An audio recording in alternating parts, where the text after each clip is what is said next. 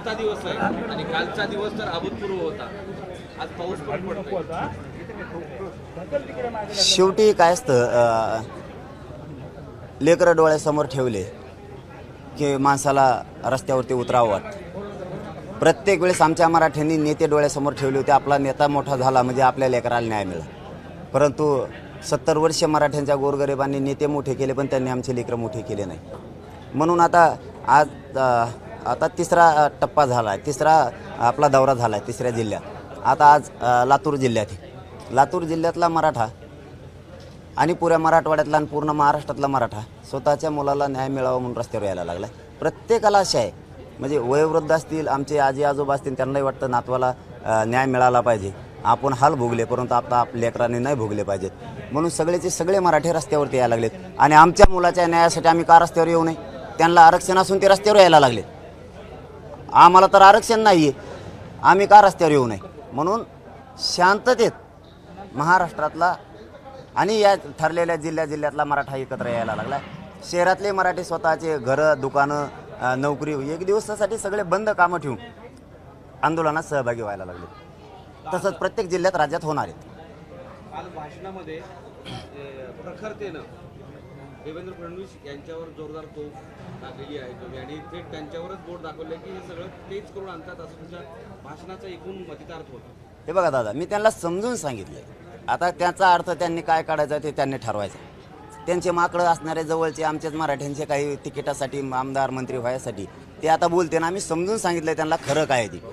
तुम्ही काय करताय फडणवीस साहेब हे सांगितलं आहे मी त्यांना, की तुम्ही नेरेटिव्ह भरून काढायच्या नादात म्हणजे खुन्नसीनं वागल्यासारखा तुम्ही समाजाशी, जनतेशी, राज्यातल्या वागताय हे त्यांना आठवण करून दिली. फक्त तुम्ही सांगितलं होतं सरकार येण्याच्या अगोदर, तुमचं सरकार येण्याच्या अगोदर सांगितलं होतं की धनगर बांधवांना पहिल्याच कॅबिनेटमध्ये आरक्षण दे. 10 वर्षे उलटून गेले, नाही दिलं. म्हणजे ही फसवणूक आहे. तुम्ही 10% ओबीसीचे नेते मोठे करता, 90% गोरगरीब ओबीसीचं वाटलं होतं. असंच तुम्ही मराठ्यांनाही सांगितलं होतं. मराठ्यांचंही तसंच तुम्ही केलं. 10% मराठ्यांचे लोक सुधारिता तुम्ही नेते, परंतु 90% गोरगरीब मराठ्यांचं वाटलं होतं. हे मी त्यांना समजून सांगितलं. छगन भुजबळ तुमच्या सत्तेत येतो, तुम्ही त्याला मंत्रिपद देता आणि त्याचा गैरवापर तो आमच्या मराठ्यांच्या विरोधात करतोय. त्याच्यामुळे तुम्हाला फटका बसायला लागला आहे. कारण तुमच्या लक्षात येत नाही आहे फटका कुठं बसतोय. तुम्हाला वाटतं नेता जवळ आला म्हणजे सगळे दुनियाच माझ्याजवळ आली, असं तुम्हाला वाटतंय. पण तसं नाही आहे. जास्त नाराजी पसरायला लागली. तुम्ही मराठ्यांचे नेते जवळ धरता, सामान्याला धरत नाहीत. आता छगन भुजबळला जवळ धरल्यामुळे छगन भुजबळने काय सुरू केले? मंत्रिपदाचा गैरवापर केला आहे आणि सगळे ओबीसीचे नेते एकत्र करायला लागला आहे. मग आता लोक त्या ओबीसीच्या नेत्यावर नाही नाराज व्हायला लागले. लोक म्हणायला लागलेत की फडणवीस साहेबांनी त्या छगन भुजबळला बळ दिलं आणि त्यांनी बळ दिल्यामुळं तो सत्तेचा गैरवापर करून मस्ती आल्यासारखं आंदोलनं करायला लावतो. मराठ्यांच्या विषयी विखारी भाषणं त्यांना करायला लावायला लागला आहे. याच्यामुळं दंगल होण्याची शक्यता आहे या छगन भुजबळमुळं. आणि याला जबाबदार फडणवीस साहेबांनी ताकद दिली म्हणूनच आहे. ते त्याला गप्प होत नाही आहेत. म्हणजे याचा अर्थ मंत्रिपदच याच्यासाठी दिले फडणवीस साहेबांनी. आणि फडणवीस साहेबांनीच सांगितलं की तू लोक गोळा कर, मी एका आमदारकी देतो आणि तुम्ही मराठ्याच्या विरोधात बोला. आता याने काय व्हायला लागलं फडणवीस साहेब, तुम्ही त्यांना मोठं करताल पण गोरगरीब ओबीसीचं वाटोळंच होणार आहे आणि गोरगरीब मराठ्याचं वाटोळं होणार आहे. तुम्ही असं केल्यामुळं गोरगरीब मराठा समाज तुमच्यापासून लांब जायला लागला. त्या नाराजीचा रोज तुम्हाला घ्यायला लागला. तुम्ही हे आम्ही त्यांना समजून सांगितलंय. तुम्ही त्याच्या नादाला लागून मराठ्यांच्या विरोधात जाऊ नका हे समजून सांगितलंय. आता ते टीका समजितेल, धमकी समजितेल, ते नाही, पण त्यांचे ते माकडं ते बोलायला लावते. परत मराठ्याचे 4-2 तिथं हिंडत आहेत मागं पुढं. ते माकडं टकूचे बोलणारच आहेत. आणि मग ते काय होतं, ते बोलले ते मराठ्याचे टकूचे की त्यांच्यावर नाराजी नाही होत मराठ्यांची, ही नाराजी फडणवीस साहेबांवरती येते आणि म्हणून मराठा त्यांच्यावर नाराज होतोय आणि सामान्य ओबीसी नाराज होतोय. हे समजून सांगितलं. काय वाईट केलंय? का नाही करत? त्यांना फडणवीस साहेबांनी सांगितल्याशिवाय गिरीश महाजन साहेब हे दोघंही बोलतात. गिरीश महाजन साहेब काय म्हणाले, ही टिकत नाही. सगळे स्वाऱ्यांची अंमलबजावणी टिकत नाहीत. काय देतो तुम्हीच देणार आहेत, तुम्हीच उडीणार आहेत. आमच्या लक्षात आलं आत्ताच. तुम्ही देणार, तू उडीणार तुम्हीच. जसं 13% आरक्षण दिलं तुम्हीच, वकील तुमचाच होता, वकील तुम्हीच लावला आणि उडून टाकलं. आता हे 10% आरक्षण तुम्ही दिलं, त्याच्या अगोदरच याची का दाखल झाली. म्हणजे लागू होण्याच्या अगोदर 10%. हे भारतातलं पहिलं प्रकरण असेल की एखादं आरक्षणाची अंमलबजावणी होण्याच्या आधीच याचिका दाखल झाली, वकील तुमचाच आहे, म्हणजे तुम्ही ते उडीणार आहेत. तसं सगळ्या स्वारीची अंमलबजावणी तुम्ही देणार, उडीणार आहेत. यापेक्षा आमची पहिल्यापासूनची जी मागणी आहे तुम्ही बदलतात, मग हमेशा बदललेच नाही तर काय झाले. यांनीच सांगितलं होतं की आपण जे आणू, आरक्षणाचे अभ्यासक आणू, आपण घटना पारित करणारे आणू, जे कायदा पारित करते विधानसभेत, विधान परिषदेत, कायदे मंडळात ते सदस्य सगळे आणू म्हणून आमदार, मंत्री सगळे अंतर्वाली घेऊन आले. कायद्याच्या घटनेचे अभ्यासक घेऊन आले, आरक्षणाचे अभ्यासक घेऊन आले.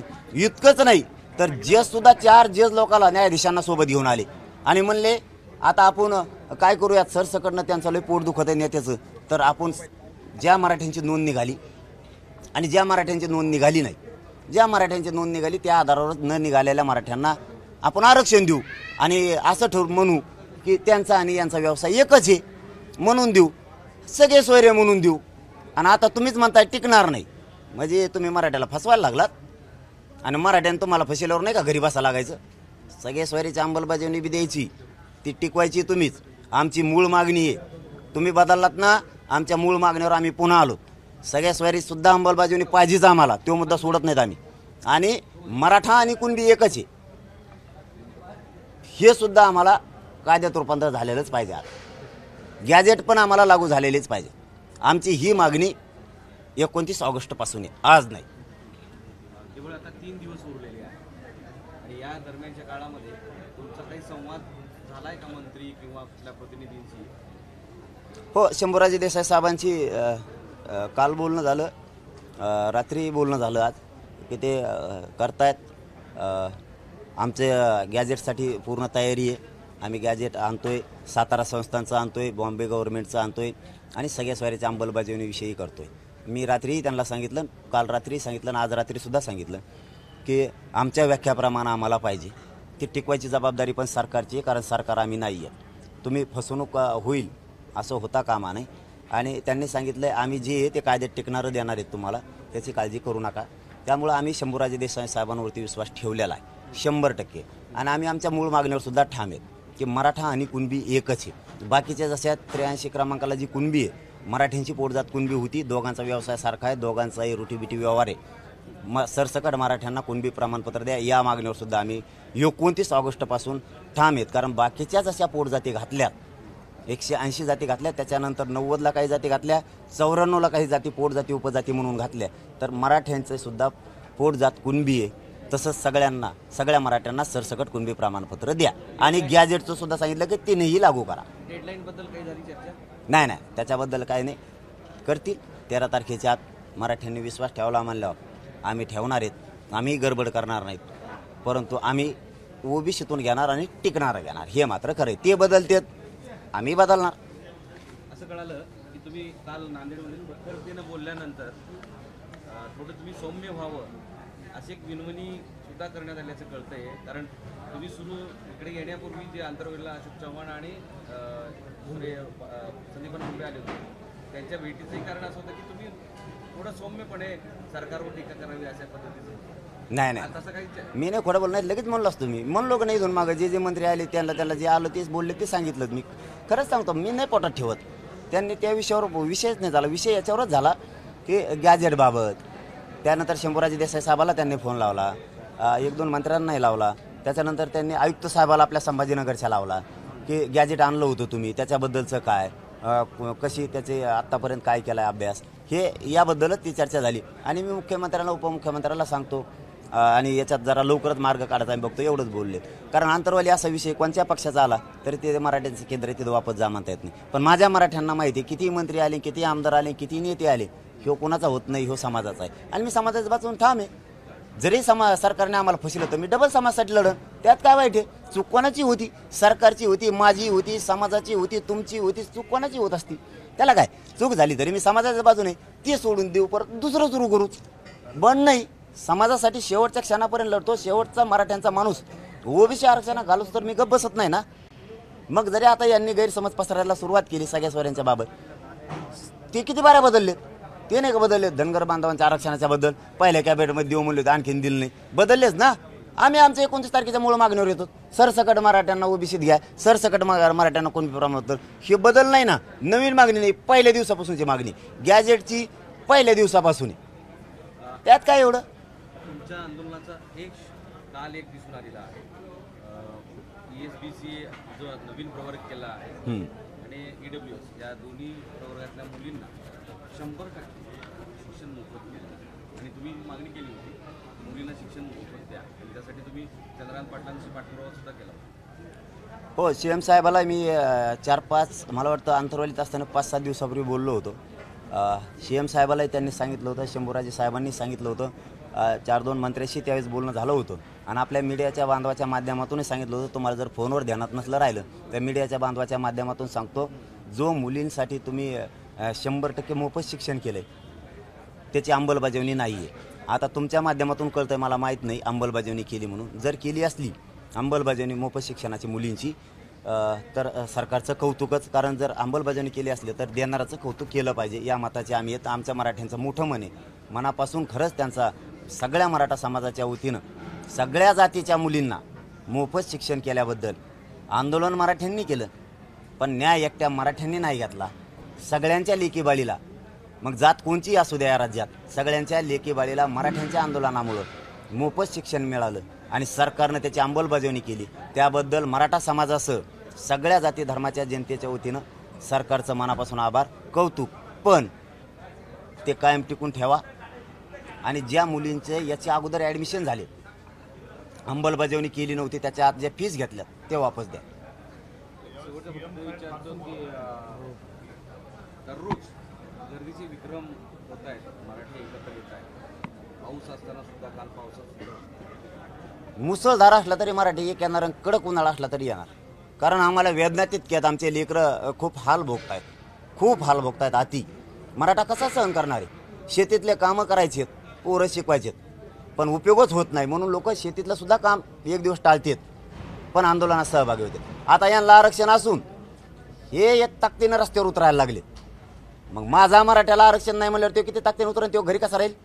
तो घरी राहणं म्हणजे स्वतःच्या लेकराचा वाटोळं करणं आहे. म्हणून सगळ्या पक्षातल्या मराठ्यांना आव्हान आहे माझं, आणि शेतकरी मराठ्यांना, कामगार नोकरदार मराठ्यांना, व्यावसायिक मराठ्यांना आव्हान आहे की तुमच्या पायाला हात लावून सांगतो, आपले लेकरं मोठे करायचं बघा. नेते मोठे करण्यापेक्षा ही नेता मोठा होईल पण आपल्या लेकरांचं उभं आयुष्याचं वाटोळं होईल. म्हणून सगळ्यांनी एक दिवस कामं बंद ठेवा. आपण आपल्या शहरातल्या मराठ्यांनी सुद्धा आपण आपले कामं बंद ठेवा आणि माता मावल्यासह ताकदीनं रस्त्यावर या. आपल्याला न्याय द्यायचा आहे आणि शांतता पण ठेवायची. आपल्या मुलाला ओबीसीतून आरक्षण घेतल्याशिवाय आपल्याला हटायचं नाही. सगळ्यांना हात जोडून विनंती आहे की आपण ताकदीनं सगळ्यांनी शांततेत या रॅलीत सहभागी व्हा. आपली शक्ती रस्त्यावर जर दिसली तर सरकार लवकर आरक्षण देणार.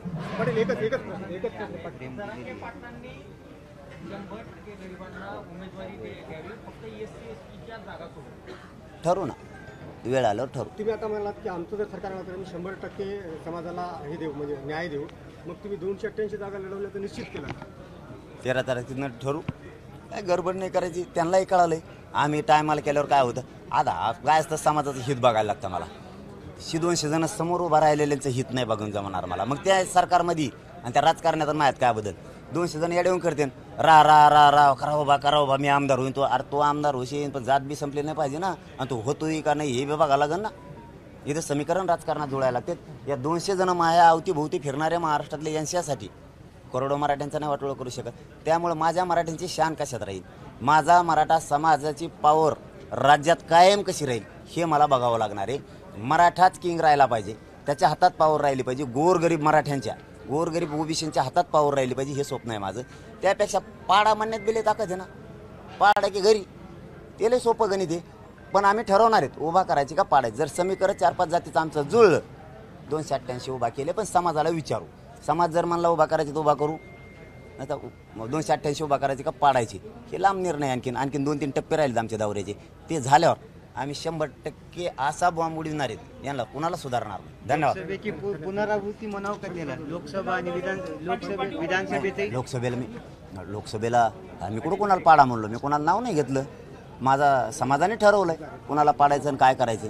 आता बघूयात पुढं. जो ओबीसीचा नेता मराठ्यांना त्रास देईल तो तर पडणार, आणि मराठ्याचा नेता जो त्रास देईल तो बी पडणार. मराठ्यांना गोरगरिबांना त्रास दिलेला आम्ही मात्र निवडून येऊन देत नाहीत. धन्यवाद.